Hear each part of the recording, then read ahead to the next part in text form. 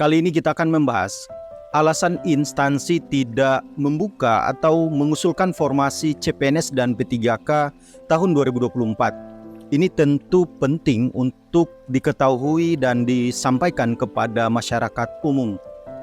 Sebelumnya, kita perlu berangkat dari mekanisme pemenuhan kebutuhan ASN di instansi pemerintah. Seperti di gambar, jadi ada yang untuk memenuhi kategori negative growth, ada yang zero growth dan positive growth.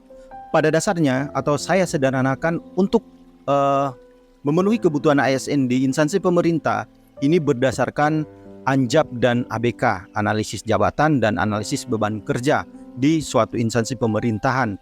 Jadi ada juga instansi yang mengusulkan kebutuhan ASN itu berdasarkan jumlah ASN yang pensiun pada tahun itu atau proyeksi berapa tahun ke depan. Ada yang lebih kecil dan mungkin ada yang lebih besar juga, seperti itu. Ada beberapa alasan yang membuat suatu instansi tidak membuka atau mengusulkan formasi ASN. Ada juga mungkin yang mengusulkan formasinya lebih sedikit dari jumlah honorer yang ada di instansi tersebut. Namun saya akan fokus ke dua hal mendasar.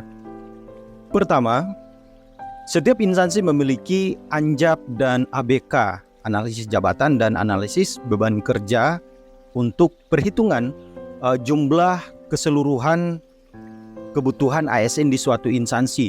Simpelnya, ANJAP ABK ini adalah sebuah perhitungan ideal untuk memenuhi kebutuhan ASN di sebuah instansi.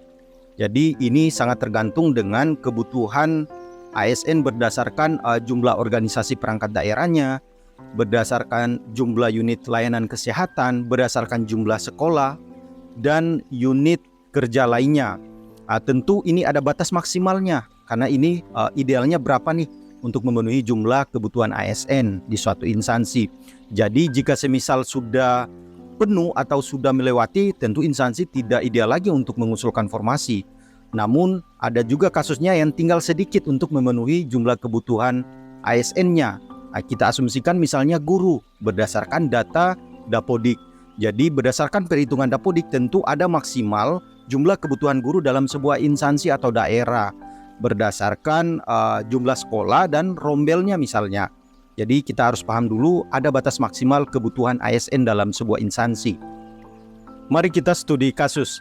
Misalnya di Kabupaten Bekasi berdasarkan perhitungan ANJAP ABK, kebutuhan jumlah ASN-nya 5.000.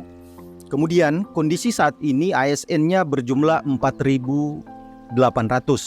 Nah tentu yang bisa dibuka lagi hanya tinggal 200 lagi. Jadi bisa saja mengusulkan 200 atau mungkin lebih sedikit.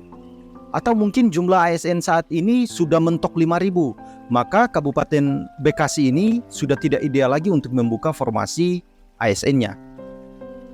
Alasan kedua, instansi tidak membuka atau mengusulkan formasi ASN, dan ini yang paling banyak menjadi alasan, yaitu terkait fiskal atau kemampuan anggaran di instansi masing-masing, atau kalau di daerah biasa disebut APBD. Sesuai amanat Undang-Undang Nomor 1 Tahun 2022, instansi daerah wajib mengalokasikan maksimal 30% dari total APBD-nya untuk belanja pegawai. Dan sudah banyak daerah atau bahkan sudah ada daerah yang telah mencapai batas maksimal 30% ini.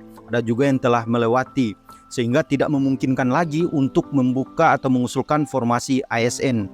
Ada juga mungkin yang mengusulkan hanya tinggal sedikit karena sudah hampir memenuhi batas maksimal 30% ini.